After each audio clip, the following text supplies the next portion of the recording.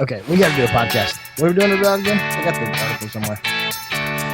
Just freaking shooting from the hip here.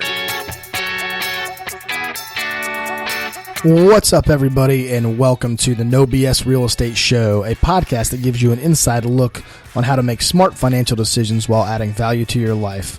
I'm Matty Miller with ERA Real Estate, alongside my co-host and real estate investor extraordinaire, Ryan Robbins. Whether you're a long-time investor or a first-time buyer, join us as we dig through the everyday bullshit of real estate.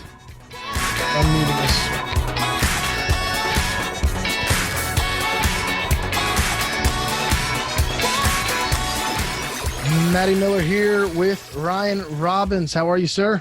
Good morning, my friend. How goes it? Good morning. I need your volume to be up a little bit. I need a little more enthusiasm. It's early. Well, it's not that early. We've been chatting for a bit here. We've been chatting for a bit. So we're gonna have to speed it up. So yeah, we are gonna have to. This is gonna be an abbreviated episode. We got shit to do, and we are busy, and we're wrapping up. I don't know. I got 2 more months of grinding before I say, you know what? Woosah. I'm impressed. I think a couple months ago you were saying you wanted to cool down the end of August. Now we got you to the end of September. No, it's just because I'm not getting any. It's just because I'm still busy. That's the problem. It's not that I don't want to. It's just like, shit, when's it actually going to slow down? Like, I'm not going to turn clients away. That's a good problem to have. No, I'm not going to turn clients from property management away. I'm not going to turn customers away from property management. Clients and customers would need to verify between that, but we'll get to that today. But anyway, we are talking today a little bit about, I think I'm just going to call it algorithms. Yeah. And we're really didn't talk about appraisals and what recently came down. For some proposed changes is probably the right way to put it.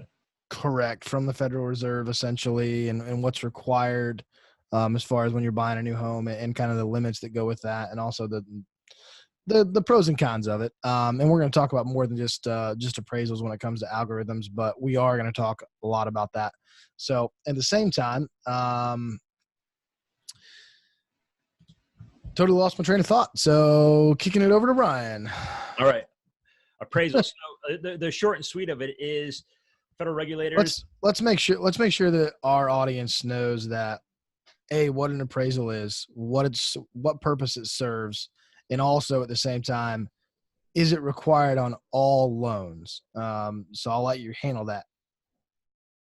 It is obviously required on most home loans. I don't think there's a lot of them that. I don't know what home loan, unless you're going to do some sort of harder private money, and even in private money, they're going to look at the asset. Yeah, I was going to say, I know there's a lot of hard money guys that are still making you do an appraisal, but essentially, ever since the bubble burst back in 07, 08, they've gotten very, very tight. So basically, there used to be a bias to where if you were getting a loan from XYZ bank, they would send an appraiser. Bank of America. All right, they would send an appraiser, and that appraiser would essentially have a direct bias for Bank of America, and they'd be saying, hey, yes, the property is worth $200,000. So basically the appraiser is in place to assure the bank is lending on a property that's worth what they're lending on. So if the property was worth $400,000, basically he's going out there to verify that, hey, you know what? Yeah, I don't mind lending. Is the asset worth $400,000 to the bank? Yeah. Is basically what he's trying to do. So he's verifying that for the bank. And after, again, the downturn there, basically regulations came in that said, now you can't pick. It basically goes into a system that randomly picks any appraiser. So there is no bias towards any major lender. That appraiser goes out and pulls comparables in the area is what they're supposed to do to, again, verify that that property is worth what they're being lent on. So right. The new regulations are essentially looking to loosen the belt a little bit and remove the appraiser entirely. Before we get to that, can I kind of want to interject in I actually worked in the mortgage industry right after I graduated from college. So literally as the crash was like crashing, like if you imagine the plane's wings catching on fire and getting hit by some kind of a rocket, and the plane was literally just like it was slowly entering the bottom, and then it hit the bottom about 2012, 2013. Yeah, I was working for Wells Fargo in 2009, 2010. Okay, so I got to hear all these great stories about the appraisals on refis, and these people that are literally, what would happen is sometimes the loan officer would know who the appraiser was. And if he needed a deal to come back at said value, let's just for the sake of the term, we already threw out $400,000. He needed to come back out at $400,000. This is all part of kind of that same Big Short mentality. Like, if I can get it done, I'm going to get it done. Like, it's not going to matter. No big deal, right? All right. You can't artificially fool the market. Well, yeah, you can. And that's what we did. And that's why we were in the shit show that we were. So that house might only be worth $350, but unfortunately, because I'm the loan officer and I know that Mike's doing the appraisal over there, I'm going to call Mike and say, hey, Mikey, man, hey, you get this thing to appraise at $400,000. There's going to be something in it for you, right? Because I'm making, my 6, 7, 8 grand on each sale. I'm going to kick Mike $500, right? He doesn't care. Kick Mike $500. All of a sudden, boom. Now we have an elevated cost to a bank that it's not worth what the appraiser said it was. It's really not worth that because it's just bullshit. Yeah. So that stuff happens. And it happened quite a bit. And that's where, as a loan officer or processor, you're not allowed to talk to an appraiser whatsoever. If you do, they basically will walk your ass out the door the next day because it's federal regulation now. So that's pretty much one of the reasons why we got into the crash that we did, because that shit's been going on for years and people just ignored it, turned a blind eye to it, just thought it was normal. Like, hey, it's fine, whatever, blah, blah, blah. So there's the dirty about that. Also in our current market, we've seen a lot of appraisals come back pretty low lately. I've seen 3 or 4 of them come back low I've had 2 this year. I've had couple other friends have a couple that came back significantly low. We just had one that we brought into the property management a few months ago. The one I'm talking about. It was the new build up. What's the neighborhood? I can't think of the neighborhood, but off of Normandy area, 295, the west side of Jax there. You're going to have to give me a street name. But you can't do that probably. I can't even think of the street name, to be honest. Can't even think of it. Okay. Yeah, Anyway, so that stuff happens. And I think appraisers, it makes more sense that appraisers now, their current job, they're basically third-party companies that are hired by lenders. And basically that lender has a portal and it says, hey, we're going to use X company, but they don't ever get the name of the actual person that goes out there. And I think what they're trying to do is separate with this new proposal. What it sounds like to me is they're trying to separate basically the collusion that could happen, because if you use a quote unquote buzzword, which is our favorite word in the world, algorithm, if we use an algorithm to compute what the property should be worth, then it'll be better. Well, guess what? Zillow has a algorithm that computes what your house is worth, and it's effing terrible. Okay, it's awful. It's the worst algorithm of all algorithms. It's gotten better, but it has gotten better. It's still off. I wonder. Hold on, I gotta see if I have this sheet here. Don't walk away from the show right now. Don't you walk away. Well, I wanted to use actually my personal property here as an example because I got one the other day from Open Door, which we talked about Open Door in the past, and obviously their estimate, number estimate is based on an algorithm. Mm-hmm. And I know that I haven't finished renovations here. So I know my house is not worth the upper side of what they're looking for. But essentially, they're saying, hey, look, your house, we'd give you somewhere between $250,000 and $300,000. And I'm saying, I know 100%. So a really large gap, first off. Yeah, that's a huge gap. Now, it's probably worth around $300,000 if it's fixed up. But the house is half done at this point. So because of that, I bet you don't even give me the 250 because you need to do the renovations. So, again, they're throwing numbers out there. That's essentially what this is. If from a 5,000 foot view, they're going to look at comparable properties in the area. But if they don't have any eyes at the property, somebody physically walking it, how can they confirm things that can't be seen? Because essentially, I'm assuming they're going to look at photos. Well, Open Door will, but again, yeah, but an algorithm on an appraisal, I don't know if you're trying to do. Yeah, so if you're trying to do an appraisal with somebody physically somebody not putting eyes on the property, how are you going to?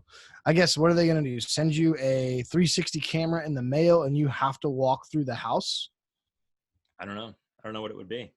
I mean, I don't know. And it would timestamp the video. You would do a video of the property, but how do you? I don't know how that's possible. Again, I'm sure it probably is, but when is the cost? The other side of that is, listen, I get really I'm going to go on a rant, and I get really disappointed with society when you try to replace people's jobs, because eventually at some point, the problem with all the technology replacing people's jobs is at some point, what the fuck are any of us going to do for work? We just get to retire, man. What are we going to do? Just sit home. In 100 years, what is technology, okay, makes it better. So people don't like people. Is this the point where people just don't want to deal with people? They'd rather deal with technology? Well, that's great, but now you're not going to have any income. You're not going to be able to live. Society will literally not function. That's that. I feel like it's a mix. Somebody give me an answer on what people are going to do in 150 years or 100 years or 75 years. I don't even know. Give me an answer on what people will, how will they make money? I think there's just going to be end up eventually becoming a massive divide. There's not going to be a middle class. It's just going to be in poverty, or you're going to be, extremely wealthy, and that's the short and sweet of it. There's not going to be I don't understand. I don't understand why. I mean, greed is why this happens, because all these large, big ass companies say, well, shit, I'm just going to do this, and I'm just going to replace my people and not pay anybody, and then I'm just going to have all the money to myself. Correct. Yeah. And that's, to your point, it's just going to make that divide so wide that you're going to have probably, I'm not throwing out random numbers here, but 50% of people are just, probably 75% of people are just going to be broke as shit. And then maybe there's a really, really small middle class that's 15 to 20% of your people, and the other 5% of people are just filthy rich. I don't understand how this is going to, you're replacing another job. The real estate agent in 45 years is going to be gone. I don't think that in 45 years I'll have a job in real estate, which I should be retired by well before then. But and it might be 10 years. I don't even know. But again, what are people going to do? I just don't know, man.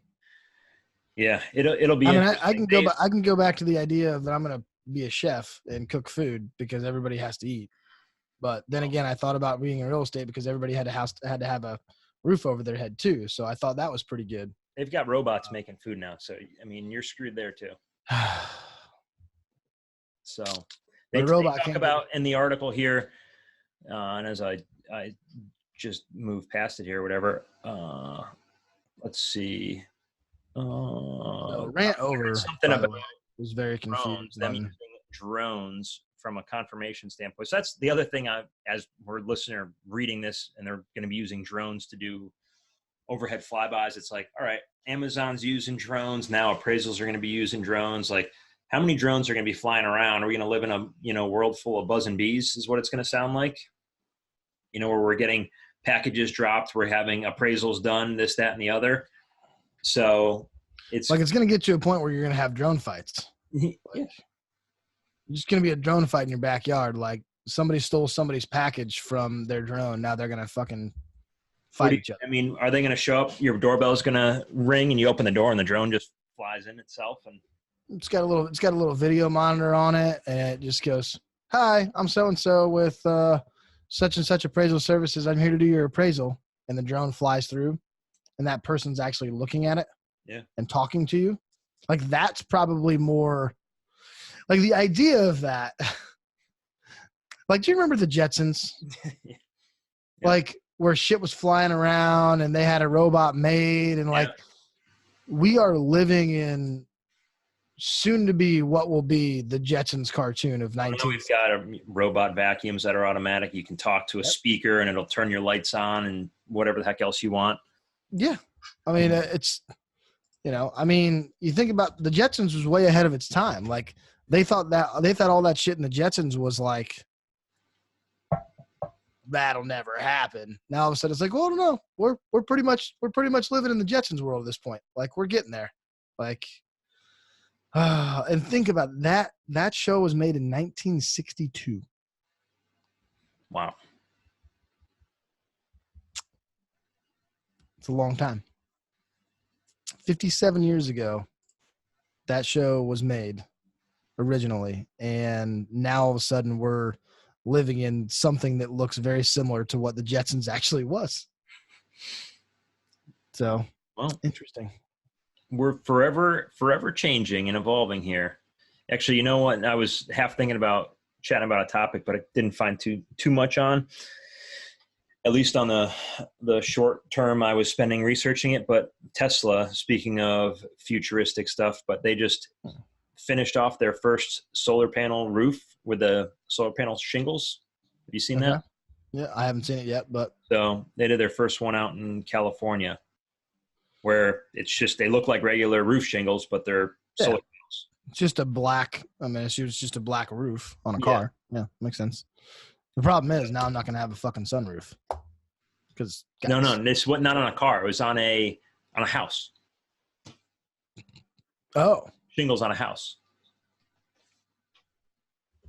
So.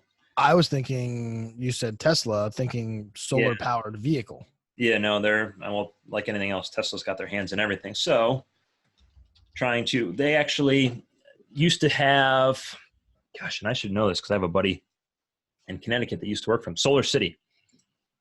Tesla used to own a solar company called Solar City. And now, again, their solar division is just underneath Tesla at this point. God, what is the cost of something like that? I have no idea. It's got to be a pretty penny. And if anybody's watching it, I'll share the photo real quick. Like, this is what they look like apparently. Just give you the article real quick. So it was significantly more expensive. The people had referenced, kind of, as you look from the street, it looked a little shiny. Yeah, looks like it's got some reflection on it. And the interesting thing that I had, seen in one of the articles was the fact that not every single tile is a solar panel. There's, obviously majority of them are, but they're strategic in the fact of like, okay, hey, if this part of the house doesn't get any sun, we're going to put matching tiles, but we're not going to put solar panels because we're not going to waste the technology there. It says Tesla solar tiles cost $42 per square foot, but I don't think you'll be accounting for the entire roof square footage. Tesla recommends using only about 35% solar tiles and filling the rest with non-solar tiles, just go for about $11 per square foot. So like a whole system. Did they touch on what an average roof costs right there or no? I saw. No, I didn't say.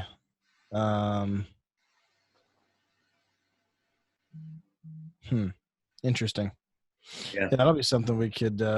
I'm interested. I think solar probably in the state of Florida is one of those things that, where we live at least. Here in California, your overly sunny states, Arizona, especially your southern states, Texas, Louisiana, Alabama, Mississippi, just your southern states, Arizona, Utah. I said Arizona, Utah. Surprising though. I don't know Mexico. The last time you've been back to your hometown, but every time I go up north, I see more solar up in New England than I see down here, Which is interesting. Yeah. But there's starting to be a lot more down here though. There's, they just opened a new, actually played golf with a guy who, He's from Thailand, and he just opened a solar tile production plant over on the west side of Jacksonville. Interesting. So they're trying. The problem is it's so expensive still that it's just not affordable to anything. And it's just like, I mean, can you imagine if every house had solar on it? How much do we even have a need for a company like JEA at some point? At some point, no. We would still. I mean, water, I guess, city utilities. But if every home is self-sufficient, yeah, then what's the? I mean, I'm just going to cut myself off from the grid, and that's why there's that big divide. There's still a lot of parts of Jacksonville here that are on septic and well water. Oh yeah.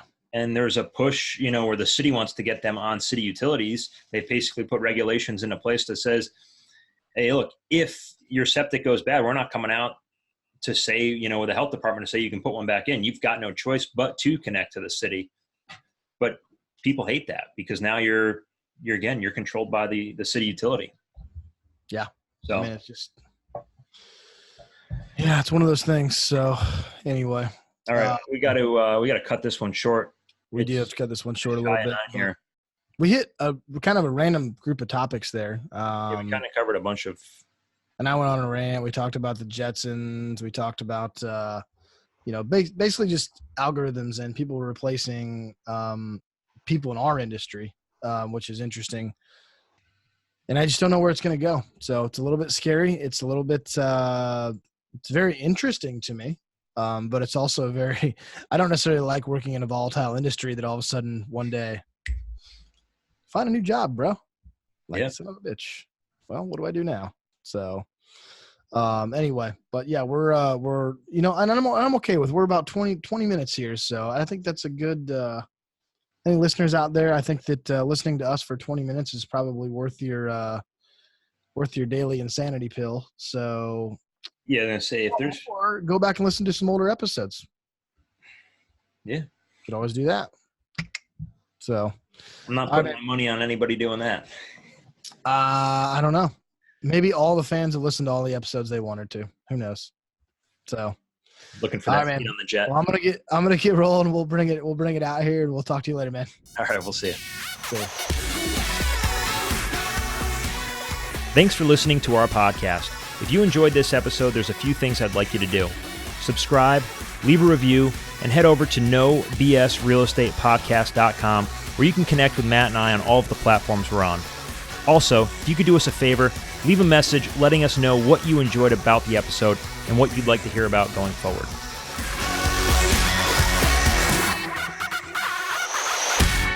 Publish this bitch.